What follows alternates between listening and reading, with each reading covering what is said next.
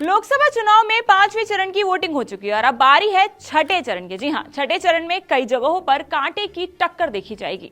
छठे चरण में 8 राज्यों और केंद्र शासित प्रदेशों की कुल 58 लोकसभा सीटों पर 25 मई को मतदान होगा। कुल 889 कैंडिडेट्स अपनी किस्मत आजमा रहे हैं। इसमें अनंतनाग राजौरी लोकसभा सीट के 20 प्रत्याशी भी शामिल हैं। पहले यहां तीसरे चरण में मतदान होना था, मगर बाद में छठे चरण में स्थगित कर दिया गया था। सीटों पर अगर हम बात करें तो बिहार की 8, हरियाणा की 10, दिल्ली की 7, जम्मू कश्मीर की 1, झारखंड की 4, उड़ीसा की 6, उत्तर प्रदेश की 14 और पश्चिम बंगाल की 8 लोकसभा सीटों पर इस चरण में यानी कि छठे चरण में मतदान होना है। वहीं अगर हम प्रत्याशियों की बात करें तो बिहार में 86, हरियाणा में 223, जम्मू कश्मीर में 20, झारखंड में 93, दिल्ली में 162, उड़ीसा में 64, उत्तर प्रदेश में 162 और पश्चिम बंगाल में 79 प्रत्याशी मैदान में है। छठे चरण में जिन 58 लोकसभा सीटों पर 25 मई को चुनाव है, उन पर पिछले चुनाव में बीजेपी का दबदबा था।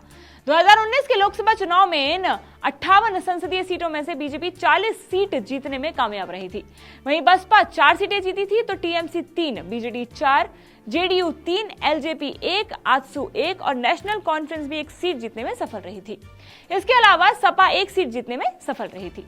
कांग्रेस, आम आदमी पार्टी, आरजेडी जैसे दल अपना खाता तक नहीं खोल सके थे।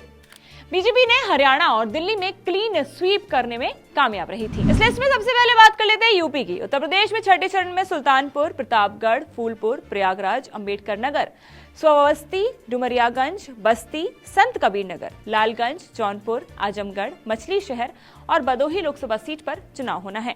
उत्तर प्रदेश की गठबंधन के दौर में मायावती अकेले चुनावी मैदान में उतरी हैं, जिसके चलते उनके लिए राह आसान नहीं है।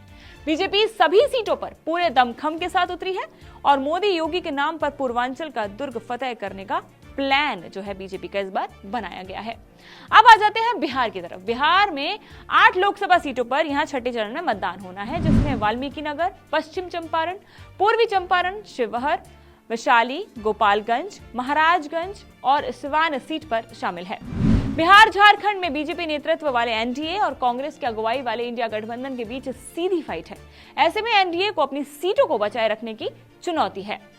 बंगाल और उड़ीसा की अगर हम तरफ आते हैं तो यहां भी कांटे की टक्कर है। दरअसल पश्चिम बंगाल की 8 और उड़ीसा की 6 लोकसभा सीटों पर छठी चरण में चुनाव है। बंगाल की अगर बात करें तो तमलुक, काटी, घाटल, झारग्राम, मेदिनीपुर, पुरुलिया, बंकुरा और विष्णुपुर सीट पर 25 मई को वोटिंग है।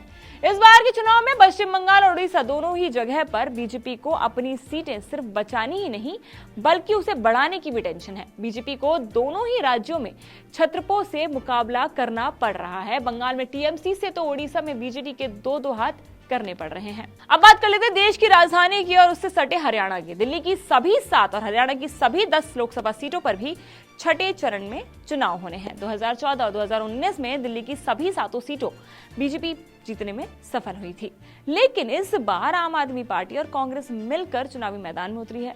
इसके चलते बीजेपी के लिए क्लीन स्वीप करना थोड़ा सा मुश्किल है।